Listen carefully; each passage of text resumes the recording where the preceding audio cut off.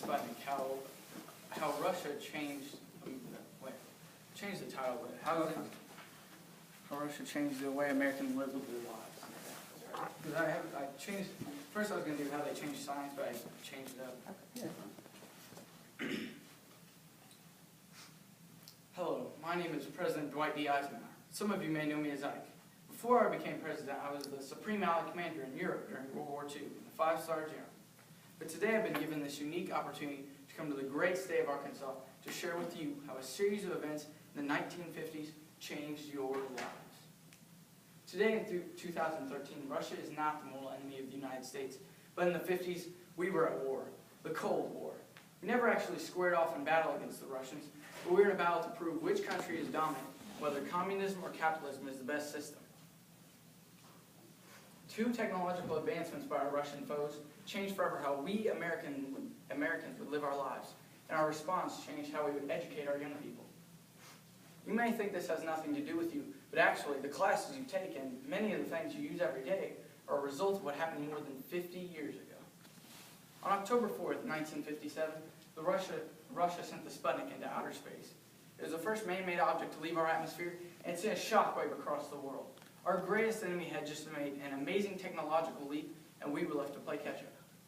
The launch of the Sputnik wasn't a total surprise, as there were hints of what was coming. We too had our own space planes and an early group of scientists working towards those goals. In July of 1955, we told the world of our intention to send a man-made satellite into outer space. No other country had said anything this crazy before.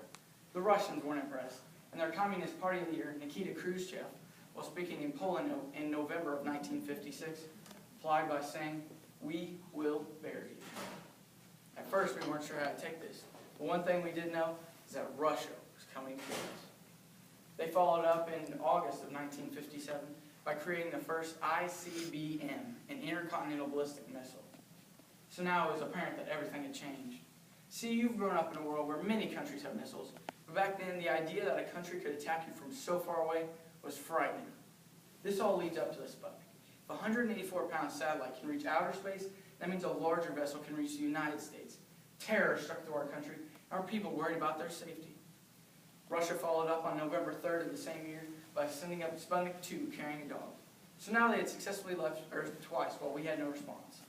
Sadly, our first attempt failed as Vanguard TV-3 blew up upon takeoff in December of 1957. But thankfully, in January of 1958, Explorer 1 successfully reached outer space. We'd begun to level the playing field. We weren't the leaders, but we were no longer the underdogs. At last, we were in a fight for space supremacy. Our countries were now in a race to reach the next great frontier, the moon. In 1961, my successor, President John F. Kennedy, inspired the nation by challenging NASA to land a man on the moon and return him safely to Earth. Today, not only do trained astronauts accomplish this feat, but ordinary people can pay for this privilege.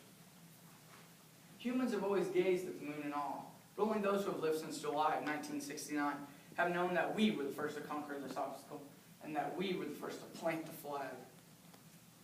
However, in 1958, we were just starting our space adventure, but we knew that we must win, because if we didn't win, then communism will always be remembered as being better than capitalism. The Wright brothers were the first to fly, so why not have an American be the first to moon? So we stepped up to the plate with the same intensity Americans have always shown when facing seemingly impossible odds.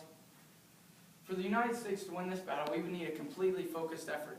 So in July of 1958, my administration and I led the creation of NASA. NASA would draw the best and brightest our country had to offer in an effort to help us win the space race. We knew it wouldn't be a quick mission, and for us to win, we would need a large pool of talented scientists. So a few months later, we passed the National Defense Education Act to better train our young people and to develop these scientists. It also led to an increase in the number of colleges. The Sputnik launch forced our country to invest $1 billion in math, science, and foreign languages in an effort to transform our young people.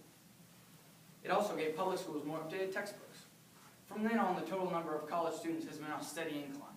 In 1940, 500,000 Americans attended college. Then in 1960, the number grew to 3.6 million Americans. Then in 1970, the number grew to 7.5 million Americans. In 2011, an outstanding number of 19.7 million Americans attended college.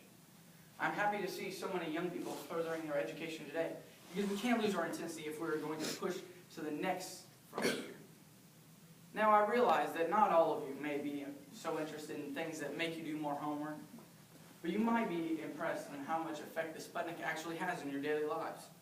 Let's say you're going on a long car trip. What do you need? Snacks, water, probably a Garmin or a TomTom. These devices use GPS, or ground positioning satellites.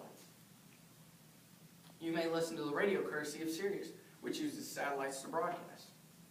The space race also gave us advancements in safety, things like smoke detectors, firefighting gear, fire-resistant materials, or water filtration systems.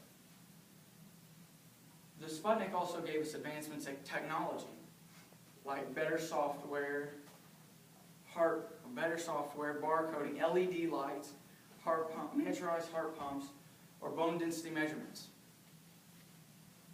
The space race also gave us comfort items as well, such as non-fogging ski goggles, memory foam, exercise machines, or Velcro.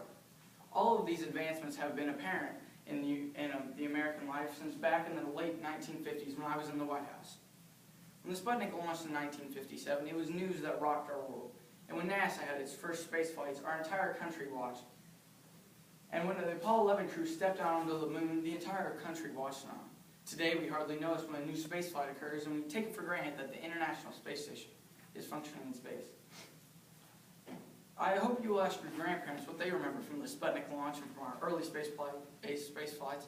I bet they will tell you how excited they were about all the new things that came out as a result of our desire to not only beat the Russians, but to conquer a new frontier.